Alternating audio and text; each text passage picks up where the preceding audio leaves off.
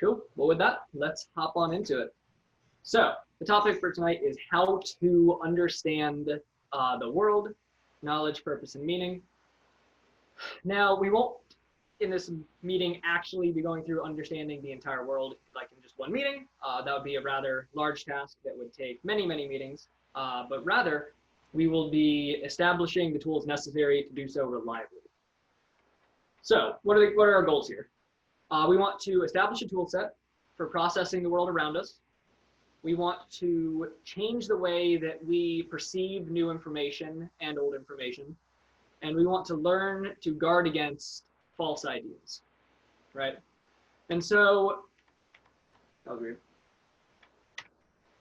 as you go through life, you gather different pieces of information, right? You have facts, experiences, intuitions, as well as other things, right? And so you can think of these pieces as parts of a jigsaw puzzle, right? And so we're all trying to put together the same puzzle, but different people have different pieces. Some people have one set of pieces, another set of people have a different set of pieces. Some have more than others, and some people leave some pieces out entirely, right? And so if the goal is to complete the puzzle, to attempt to fit all of the pieces together, right? What would be the best way to do that, right? Like, what would you need? Is this rhetorical? No, it's not. I mean, you can take a guess. I'm going to tell you anyway. But it should be fairly intuitive if you've ever put together a jigsaw puzzle. Picture. What was that? A picture. A picture. Sure. Or I'd say a box top, right? So the box top is the overarching image that influences how you see the individual pieces and how the pieces relate to one another, right? And so this box top is what we mean when we talk about someone's worldview, right? Where the pieces represent all of your experiences and all of the data points that you have, and your worldview is how all those pieces kind of fit together. And so there are different types of worldviews, right? So and we're not going to cover all of these, but I'm just mentioning quite a few. We can talk afterwards about any of them if you want. So you have naturalism, theism, pantheism, postmodernism, Gnosticism, paganism, and New Age, right, as well as others. And all of these different worldviews have a different way of putting all of the pieces together, right? And they all come with their own, often contradictory assumptions and ways of viewing reality, right? And so with all of these different worldviews, how do we know which one to choose, or which ones are good, which ones are bad, right? And so what makes a good worldview? Well, first, a good worldview would have to be able to answer life's biggest questions, right? And so you have the question of origin, right, which is where did I come from, or where do I come from? You have the question of meaning, which is why am I here? You have the question of destiny, which is, well, where am I going? And then you have the question of morality, which is how should I act, right? And so a good worldview will answer these questions, but it'll also give us the capability to gather information or pieces of the puzzle in order to answer these questions. And a good worldview would use as many also of these pieces as possible, right? And so imagine you finish putting together this jigsaw puzzle, but there are pieces left over, right? In that case, the puzzle is probably not as well put together as it should be, right? And so a worldview that takes as many of these pieces as possible and manages to form them together into a cohesive whole is a better worldview than one that doesn't. So really, in a very general way, what we're trying to say here is that a worldview a good worldview is one that gives us the most knowledge about the world, right? And so in order to kind of figure out what that means, we have to answer the question well, what do we mean when we say knowledge, right? And so there are quite a few different ways of defining what knowledge is. And that's a whole field of study called epistemology, which also talks about how you come to know things, which we'll talk about a little here. But if you peruse the academic literature, the general consensus is that knowledge is a belief or a statement about something that is both true and justified, right?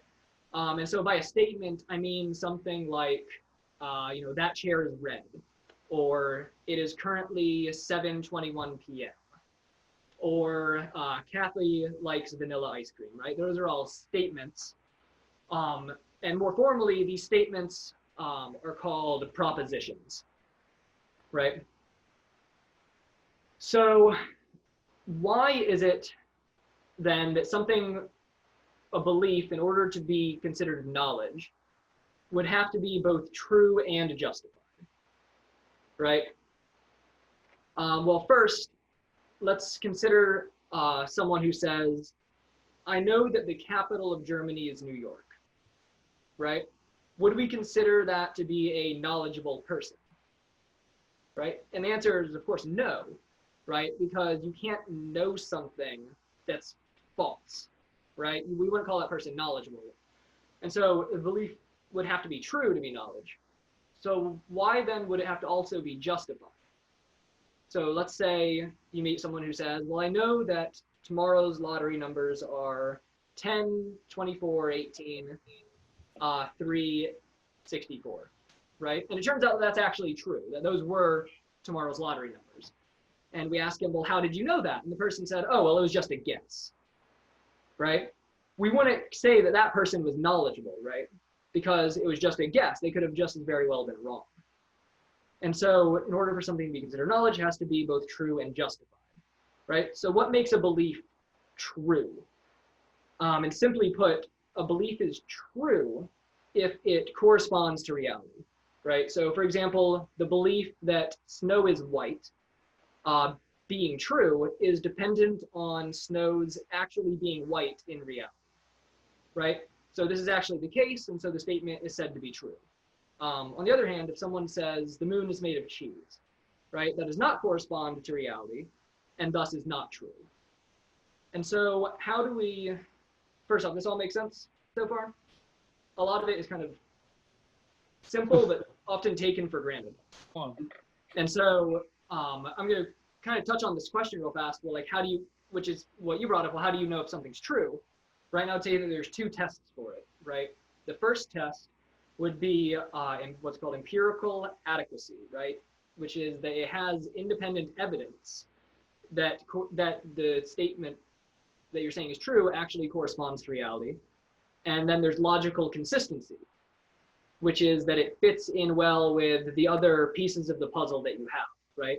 So you have a bunch of pieces of the puzzle, they all have empirical data behind them, and you have this new piece. It has to have empirical data, but it also has to fit in well with all those other pieces, right? That is to say that they can't contradict. And so we already covered what it means to have a belief be justified, so I'll skip over that one. And we'll now move on to the topic of, well, how do we come to know things? And this isn't going to be an exhaustive list, but it's just some of the ways that you can come to know things, which is the first being our senses, right?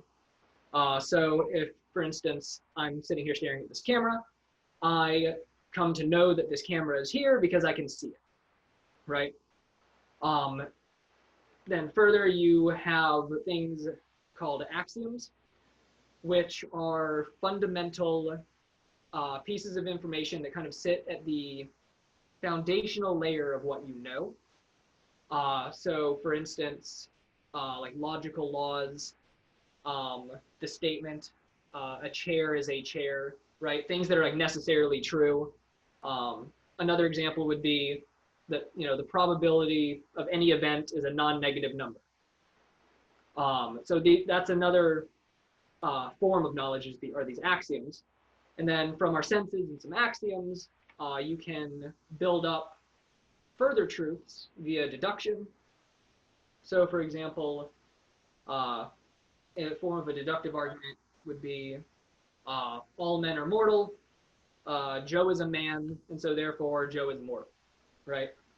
So a deductive argument is one in which if it's logically valid and all of its premises are true, all of its statements are true, then the conclusion necessarily follows. And then adding on to that, you also have induction, which isn't perfect, but it works a lot of the time.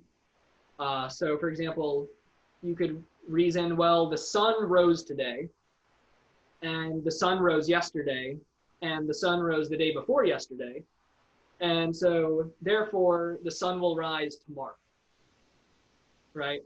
Now, it very well may be the case that that's not true, but you can look at it and be like, okay, well, that's more likely true than false, and that may justify you in including that into your worldview. And the last one I'd want to mention, just because it's kind of interesting, is moral intuition.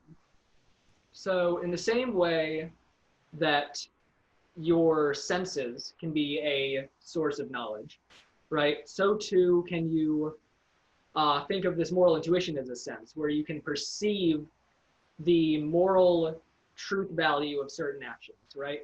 So all of us intuitively have the idea that certain actions are actually like right or wrong, right? And that it's not just our opinion. So for instance, the rape and murder of a child for fun, right? We all have this intuition that that's actually a wrong thing, and that even if everyone else on Earth thought that it was a right thing to do, that you would still know that it's true that's not a right thing to do. And so that's an interesting thing to talk about that could also be its own topic and probably will. So I thought I would bring that up. So do we have any questions at this point? I know we had some people come in a little late. So if you're confused kind of what we're talking about, now would be the time to ask. So first, I don't have a question, but I'm wondering if you might add something called abduction there, which is it's a logical way to know something. It's not deduction, it's not Okay. induction, but it's selecting the best explanation based on the data, which is what science does. Would that be something you'd include in this? So you would say it's more of a inference to the best explanation. Yeah. I would have that fall more under induction, though I see your point that it's not strictly speaking induction. So yeah, sure. It's looser, right? It's looser, and in some ways, science uses it, and because of that, the scientific results we might come to, Then, yeah, agree with are a lot looser than induction or deduction. That's just a comment. sure. Curtis, Yeah. wouldn't that be? Oh, sorry. Wouldn't that be empiricism, though, Curtis? Wouldn't that be our senses? Well, abduction is, so any theory you can have multiple explanations, and so you choose the theory based on things like Occam's razor. The simplest explanation is the best, and that's the one that you choose. So when you're faced with multiple possible explanations, you pick the best one based on some criteria, and so it's not empiricism. It's a way of reasoning about the data. So I hope that's understood. Will, to answer your question, I think, is that you use your senses to gather pieces of data, right, that lead you to, for example, different hypotheses, right? And then the abduction step, which Curtis is talking about, is to then survey those hypotheses and figure out which one best explains, like, for example, the phenomenon that you're trying to explain. I see. Right? I understand. So which one's the inference to the best explanation? And then so you go with that one. Okay. Yeah, so the abduction relies on your senses. So like a lot of this kind of builds up, right? So you have like your senses and axioms at the bottom of this big pyramid. And then deduction and induction and abduction kind of build upon that. And from there you can build stronger and stronger, more complex theories, right? So that's kind of how it ends up going and how you build up this system of knowledge. So I know a lot of this stuff is very vague and abstract. The reason for that is just because we're trying to build first a foundation, and then later in the semester, we're going to actually utilize a lot of this stuff to help build up a worldview. right? And so this is just an important foundation to lay first so that we're all on the same page and know what it is we're talking about. And so the last topic here, or I guess second to last, is what I call intellectual protection. So it's like now that we have covered what we mean by a worldview and how to gather the pieces of one, we now kind of want to talk about how to safeguard ourselves from false ideas and thus false worldviews. And so imagine you have a gateway to your mind, right? This sounds very new agey, but bear with me. Imagine you have a gateway to your mind that new beliefs enter and current or old beliefs leave, right? And imagine that that gate is just wide open, right? So if anything can just pass in and out of this gate, that would be pretty bad, right? Because in that case, you would end up with changing beliefs on a whim, all the time. False beliefs would flow in, true beliefs would flow out, and it would be basically a giant mess, right? And so how would you prevent that from happening, right? And so this was a topic of a lecture that took place in my sophomore year of college in a philosophy of science course. I think it was like philosophy 340, which is really interesting if none of you have taken it. And in this course, we talk about this concept of a gatekeeper, right? And so a gatekeeper is a set of principles that control the traffic in and out of the gate. And it's not perfect, but it attempts to keep the good ideas in and the bad ideas out, right? And so given that it's a set of principles, what do you guys think some principles would be, or good principles would be for this gatekeeper, right? So, for example, questions to ask when accepting a new belief, right? What are some things you should try to consider or keep in mind? And this one's not rhetorical.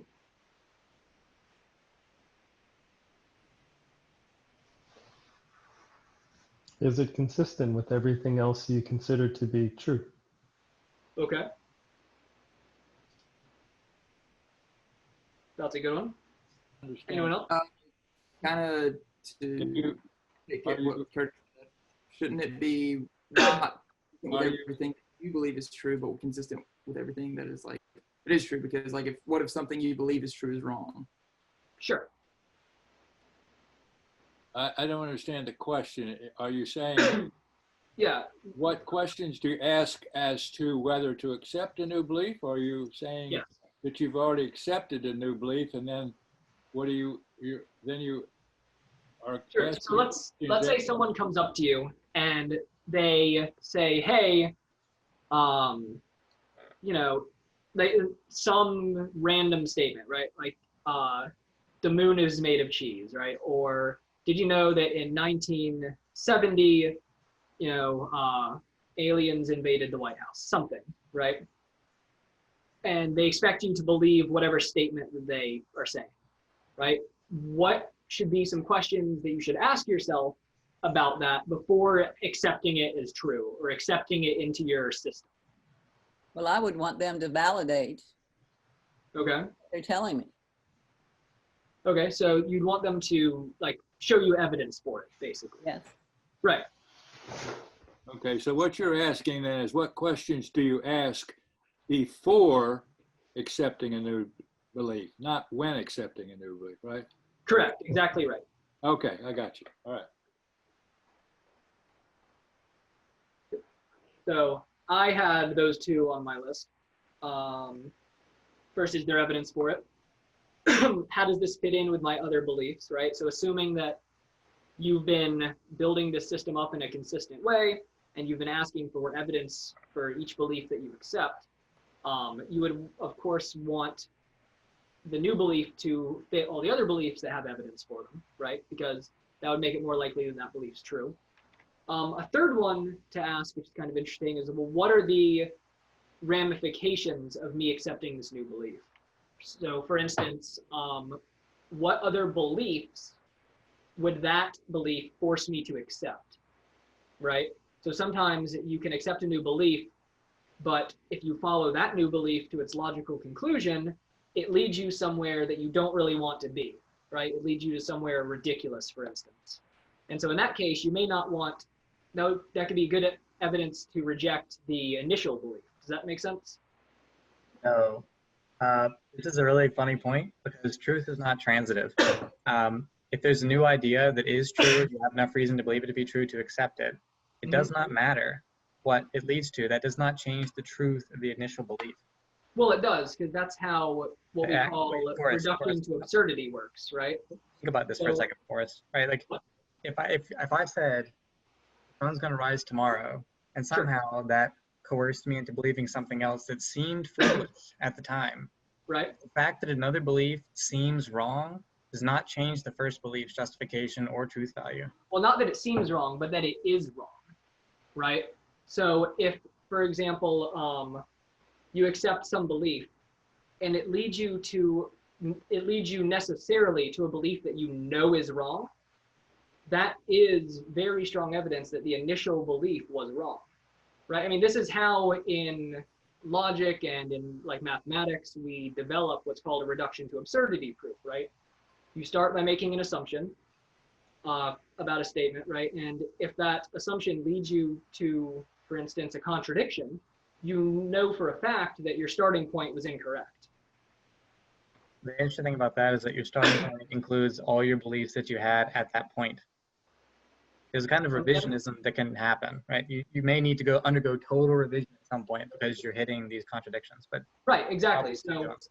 Yeah, Right. I don't think Forrest is saying that it's like an absolute principle. Something to correct, it's just something to keep in mind, right? So like if you, for instance, start with some beliefs that you're unsure about, and then you accept this new belief and that leads you to a place that goes against those beliefs you're unsure about, then yeah, that could be the case that those beliefs were wrong, right? But what we're talking about here is more of beliefs that you know are like pretty rock solid, and you accept a new belief that leads you to doubt those rock solid beliefs.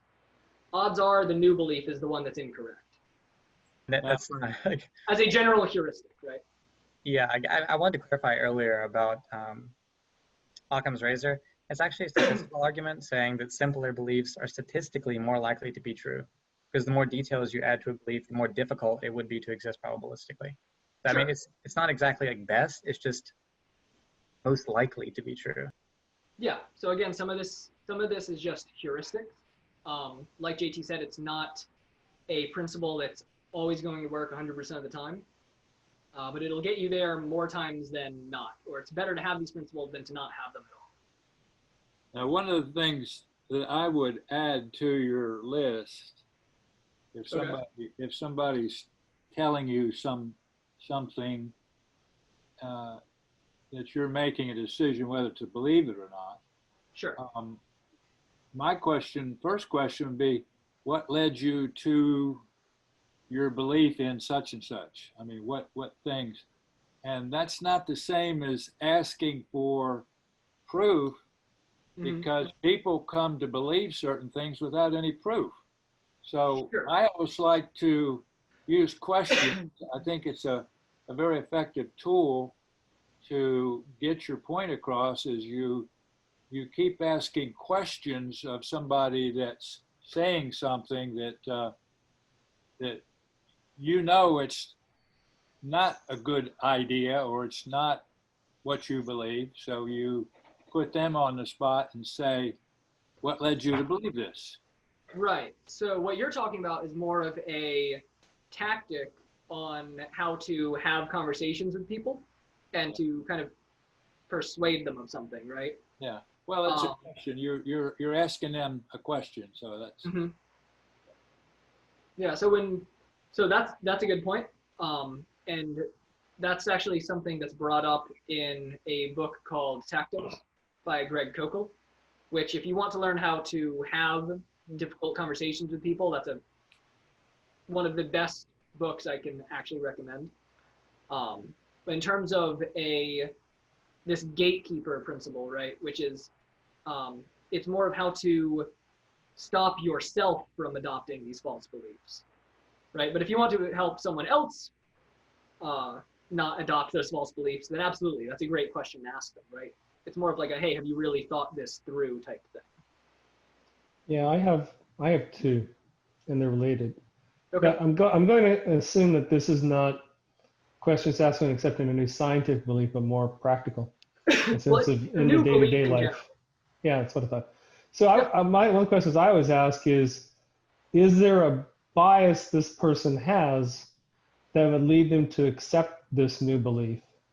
And the reason I think that is because it's a question about, do they have sufficient warrant for this, or would they believe it because they have an emotional reason to believe it? And I ask that same question of myself, right? Okay. Do I have a particular type of bias that would lead me to accept this, perhaps because I like the end result of it, and to just use that to guard myself and to understand, the person. Some, you could say, like, show me the money in some sense is that kind of thing. Yeah, I would say it is. Now, when let's say someone brings some claim to you, right? Them having a strong bias towards believing it may be a good reason for you to dig into it a little deeper than you normally would have to begin with, and to ask the first question, right? Like, is there evidence for this? But I would say that you should be doing that anyway, regardless of the bias of the person bringing this forward. But if there is bias, then definitely do it.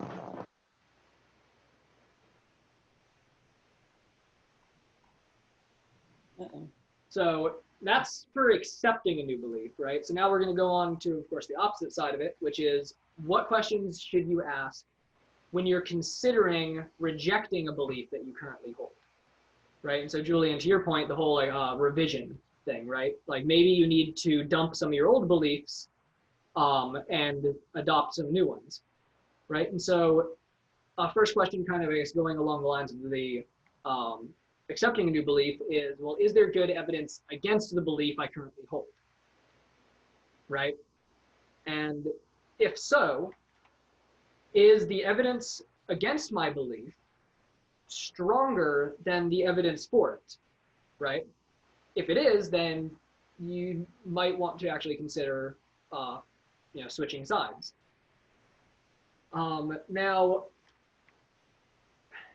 it's important to note that there may be strong evidence against one part of your belief system, right? So let's say you hold one belief and some other belief, say belief B, has stronger evidence for it, right? If you just take those two beliefs in isolation.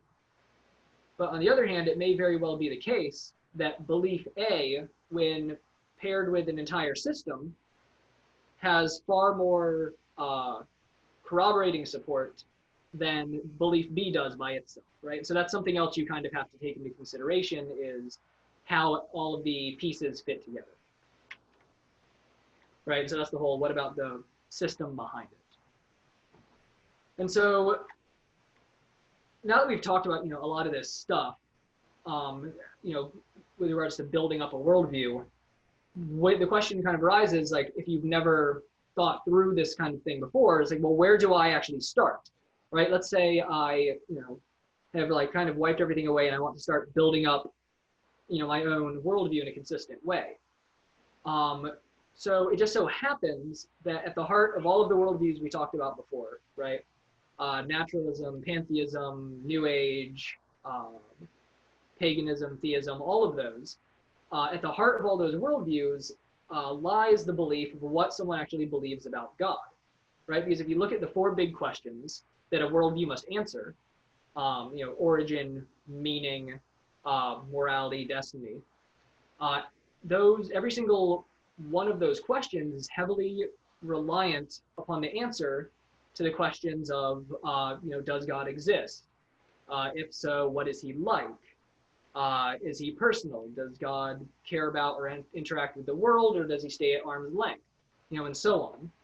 And so because of this, because of this, whether or not God exists will actually be one of the first topics that we cover in our future meetings. We'll either be talking about it next week or the week after. And spoiler alert, as a Christian apologetics organization, we believe that God does exist. And so we will be covering some of the abundant evidence for his existence. And so that is where we will start. Cool. Well, with that, let's hop on